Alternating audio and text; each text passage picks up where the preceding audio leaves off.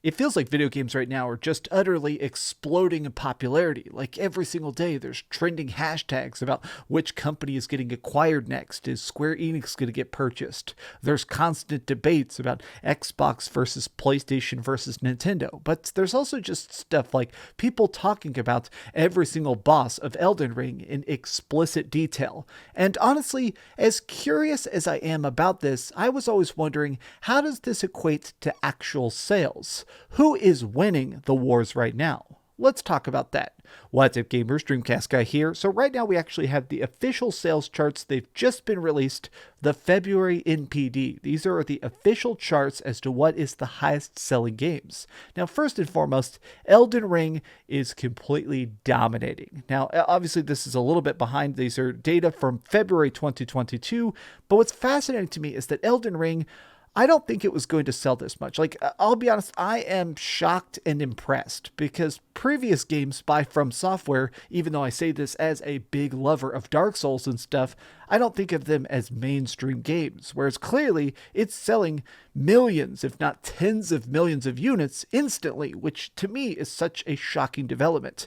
But here I feel like is the thing more people are sort of discussing. Horizon Forbidden West is the second highest selling game in all of February.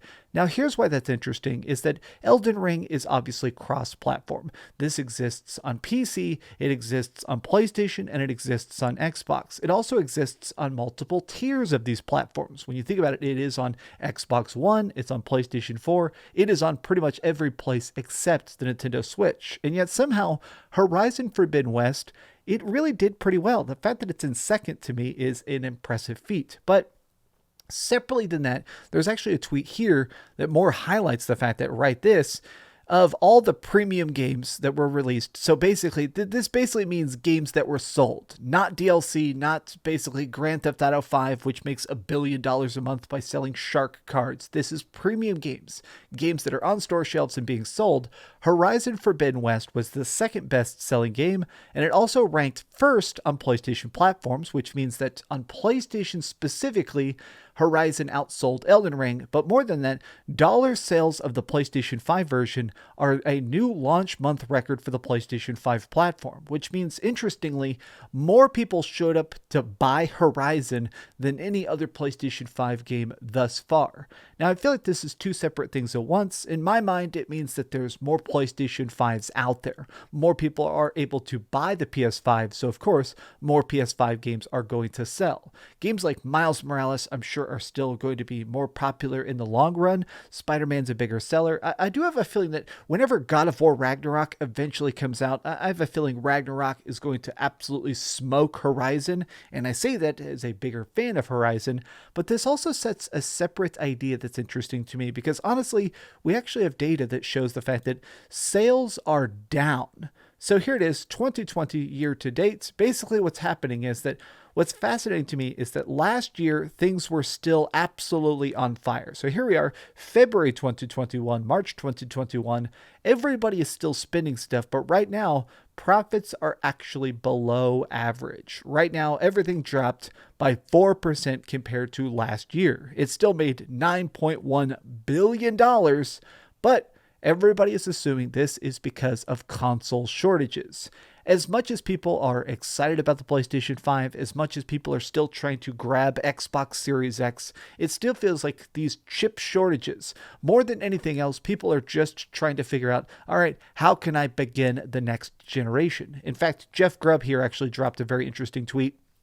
Hardware sales continue to be more about tracking which company was able to get more Switches, PlayStation 5s, or Xboxes into the supply chain. Basically, Nintendo Switch absolutely sells like crazy this month. Every month, Nintendo Switch is selling extremely fast, but the PlayStation 5 was very close. It's interesting that PlayStation 5 is number one for sales this year, but Xbox Series X, Xbox Series S, everybody is definitely trying to compete right now just to exist.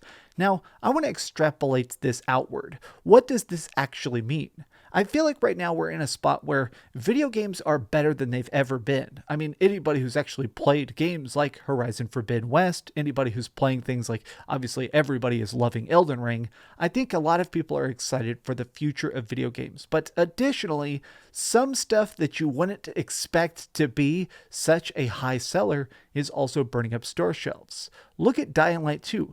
Dying Light 2 absolutely exploded the charts. In fact, let me pull that back up. You can look right here just on the official charts. It's crazy to me that Dying Light is number 4, right below Pokemon Legends Arceus. It's insane to me that right now it feels like video games are getting better, but also there are just more gamers. I know I keep talking about this, but everybody is sort of just still treating video games like a hobby. But video games are passing movies in profits. They're like a million times bigger than the music industry. And I say this as a person who likes books. I don't have a book on my desk right now, but let's face it. Video games are selling 1 billion times more than your average book, even if it's by a big author. Video games are the future, and we're in a spot now where games are just continually getting bigger and better and more impressive. So because of it, the sales are beginning to match. Dying Light 2, I loved Dying Light 2. I gave it an 8.5 out of 10. It's still fascinating to me that this game is selling, so much so fast. But what does this mean for the long run of 2022? I'm curious what this is going to do to everybody else. I have a theory that things are going to be very different in 2022 than they were in previous years because of 2 separate reasons. It feels like we're getting a lot more AAA experiences than I think has ever existed in any fiscal window. Like, consider the fact that we're getting back-to-back huge, gigantic, multi-$100 million projects, and a lot of them are being very well received. Look at the Metacritic for games that have come out so far just in the first 3 months. Everybody is really just competing to release the best games ever. But additionally, think about the flip side, as more people are beginning to get onto the next gen bandwagon, as PlayStation and Xbox and possibly the Nintendo Switch Pro, as these companies manage to make more of their systems, I think that these projects are having a longer tail. Like, to me, this is very fascinating. But what's happening is that I feel like a lot of these companies are no longer worried about, all right, is it going to sell 4 million copies day one? Or they're thinking more about like Horizon Zero Dawn. That sold 20 million copies over the course of 5 years. I think that's going to keep happening. Games like Spider-Man are going to stay popular forever. I think Elden Ring is possibly going to pass 20 million copies sold, if it hasn't already, which is baffling to think about, because it's no longer about the instant conversation. I feel like a lot of video games now are about the community. It's about the process. It's about getting to the good games when you have time for them. I'm so interested about the idea that video games have definitely turned this big corner. Everything is getting better. Games are getting higher quality again. We've stopped getting... It feels like games are starting to become extra high quality. We're finally getting away from some of the microtransactions and DLC that was plaguing this freaking industry a couple of years back. It feels like the bar for quality is finally going up. And strangely enough, I'm happy to report, it feels like the profit is matching it. Now, here's why that makes me happy.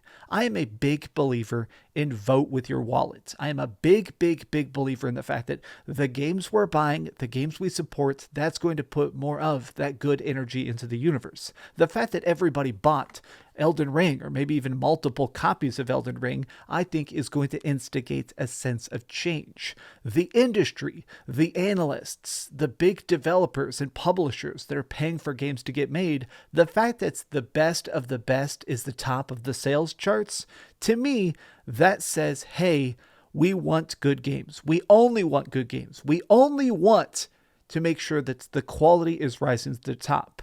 Screw the loot boxes, screw the selling skins, screw all that mess. Just give me quality products day one.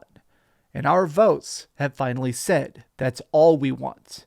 Well, these have just been some off-the-cuff thoughts. What do you guys think about these crazy sales charts? And is it interesting to you that sales are actually going up while the total profits have gone down? Tell me what you think in the comments down below. And please, if you could, give this video a like, share with your friends, and subscribe if you haven't already. But do me the biggest favor of all and keep dreaming. I'll be honest, I had to film this whole video twice because I forgot to press record the first time because I am not awake. Get good! Thanks so much for watching that video. If you want to see something else, you can always click this link to see what I put up last, or, subscribe and see what's coming up next. Also, I promise that whatever I do, it'll try not to suck.